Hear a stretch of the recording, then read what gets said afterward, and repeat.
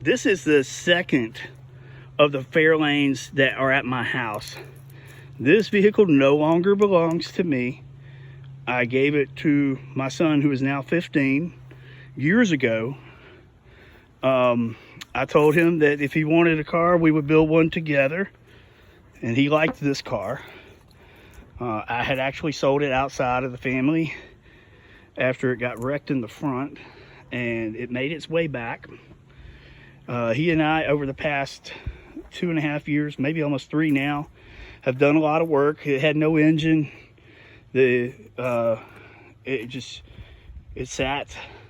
The last year it was on the road, right there, 2002. So it's been sitting for 20 years. We put an A-Code 289 back in it, which is a 4-barrel premium fuel. At the time I had it, I ran dual exhaust with glass packs, and man, did those things sound good on this car. Had the perfect gear ratio. We still have more work to do. We have brake lines to go on it, so we can finish up the brake system. We got new pads, or should I say shoes. We have new wheel cylinders, new master cylinder. We have done a lot of work to this car, and it's in very good shape. It's still not quite ready to fire off.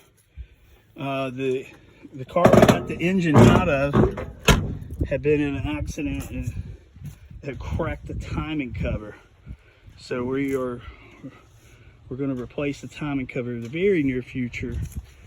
I don't like this hood. It's bucked right here. It's got a buckle. Mr. Frank says he has one up in Tennessee.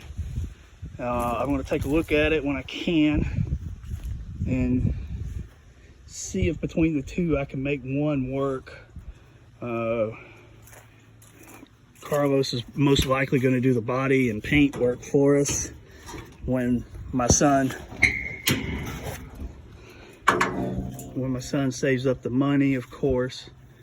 And as you can see in here, we're still exposing the timing chain. I have a new timing chain to go on it. It came in this week. We had the carburetor covered up. It's still in decent shape. We sanded all this a couple years ago and painted it. And of course, it's just really dirty now. I think it'll clean up pretty good once we're ready to go with it. And we're getting very close. Like I said, he just turned 15.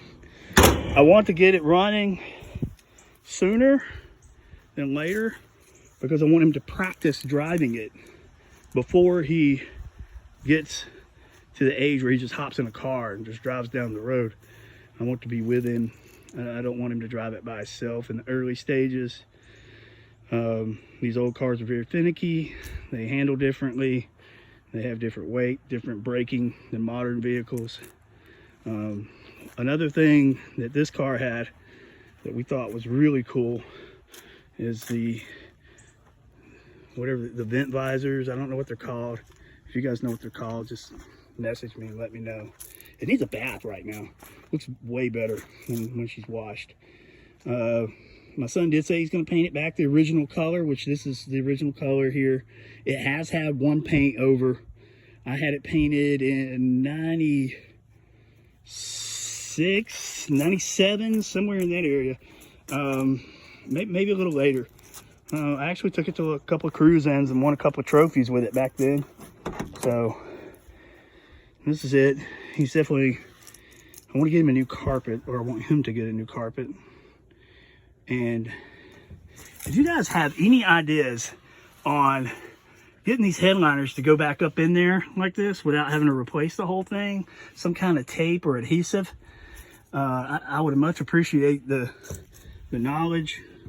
We're just not ready to pull the glass out and put a headliner in it yet, because on the Fairlanes, the front of the headliner and the back of the headliner is actually tucked into the window seal. I don't know if you guys could see it going across, and the same thing on the back. I'm not going to crawl back in there, but for those of you that don't know, the headliner on a Fairlane is not easy. You have to pull the front and back windshield out. Like I said, this car was originally an ACO 289. We still have work to do. I haven't even buckled the fenders down here at the bottom. They're just loose. I want to try to get all the alignment right. The reason it got wrecked in the front was because a 16-year-old kid ran a stop sign and I T-boned him right in the driver's side door. Luckily, he was in a pickup truck. Otherwise, he would have been in pretty rough shape. And we've done a lot of work to this car, and Vlad is very proud of it. And actually caught him sitting in it this morning, just holding on to the steering wheel, looking forward, just imagining the sound of the glass packs rumbling as he's cruising 35, 45, and everybody's looking up to see what kind of cool car that was that just went by. So that's the second of our fleet here at my house. And when I bought her, the tag on it said LLY. So immediately, everybody started calling it Lilly. I haven't called it Lilly in a long time, but my mom used to call it Lilly Lane. So there she is, Lilly Lane, Vladimir's 65 Fairlane 500 two-door hardtop.